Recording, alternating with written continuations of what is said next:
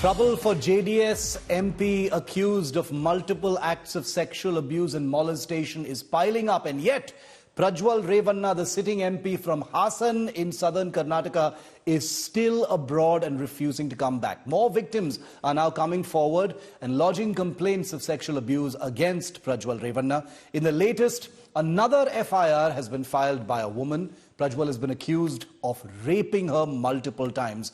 Meanwhile, the special investigation team probing the case has served another notice to Prajwal Revanna. Take a look. More skeletons tumble out in the Prajwal Revanna sex abuse scandal. Another FIR has been filed against former Prime Minister Deve Gowda's grandson, who is the JDS candidate from the Hassan Lok Sabha seat. The FIR is based on a complaint filed by a second victim who has come forward now. The woman alleges that she was raped multiple times by Prajwal Revanna and she was afraid to file a complaint earlier. The victim alleges the JDS leader forced himself upon her and videographed the act. He later allegedly told her to always be ready to sleep with him whenever he demanded. The FIR also claims Prajwal threatened to kill the victim's husband. The special investigation team ordered by the Siddaramaiah government has served another notice to Prajwal's father, H.D. Revanna, at his residence in Hole Narasipura in Hassan district of Karnataka. BJP leader Devaraja Gowda, who had alerted his party about the sex videos in December, appeared before the SIT on Friday and provided digital evidence. The second victim has come and given a statement, and that is still not complete. It is in front of the magistrate, because we also believe that it is also better if the victim gives the statement before the magistrate. H.D. Revanna has withdrawn his anticipatory bail plea.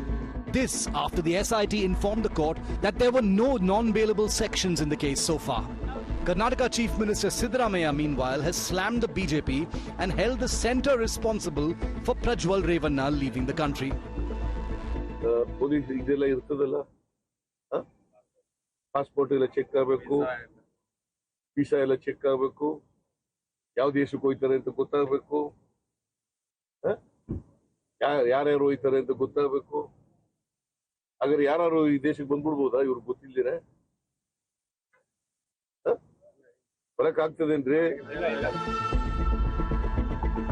With Sagai Raj in Hassan, Karnataka, Bureau Report, India Today. Now we bring in India Today Sagai Raj, who's been tracking the story very closely. Sagai, with charges of rape now added to the complaints against Prajwal Revanna, does he really have a choice, not answering two summons so far that have been issued against him? He's still abroad, Sagai.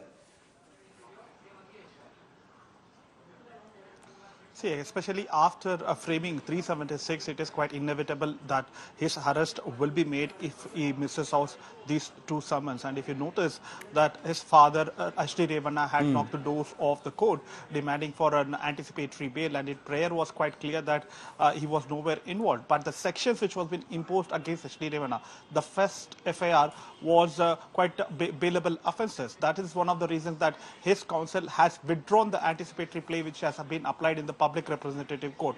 But the second FIR against H.D. Revanna was quite serious in the nature, where the charges of kidnapping and abduction in Mysuru.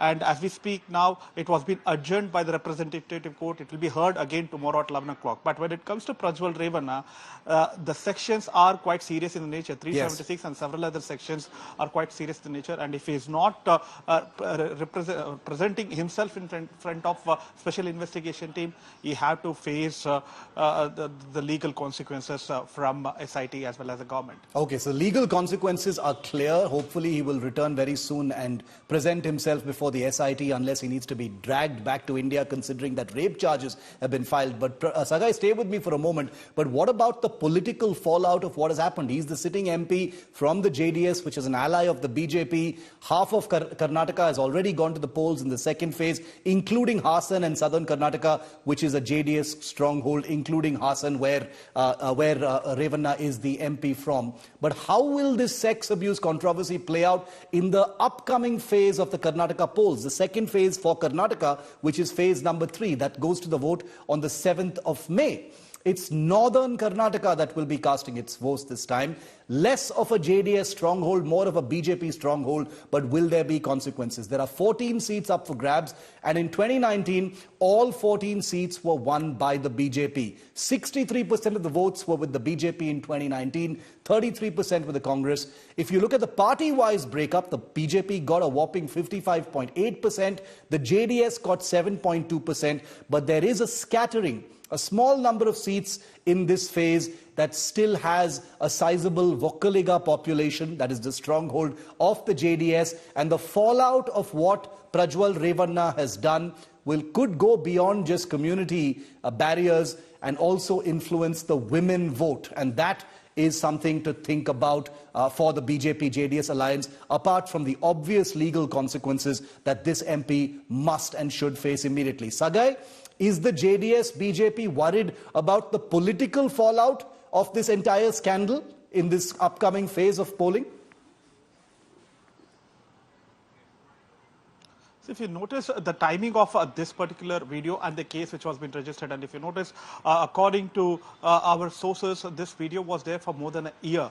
But the video started to circulate on social media and messages only 5 or 6 days much before the first phase, I mean to say second phase of election and the first phase in the state of Karnataka, especially in the Hassan district. And subsequently after the election on Saturday, the Women Commission of Chairmen has written a letter to the Chief Minister demanding to set a special investigation team to interrogate this entire episode. Probably the government and the political leaders are quite aware that if at all, if they would have floated this video or this particular story at that point of time, there might be backlash targeting one particular community, that is Vokkaliga community and Devegowda family. Now, the Congress is trying to set a narrative saying that the BJP is not trying to do anything since his own leader, Devraje Gowda, had written a letter to Amit Shah, he has written a letter to Prime Minister Narendra Modi, as well as State BJP President Vijendra, saying that this man is a habitual offender, there are several videos against him,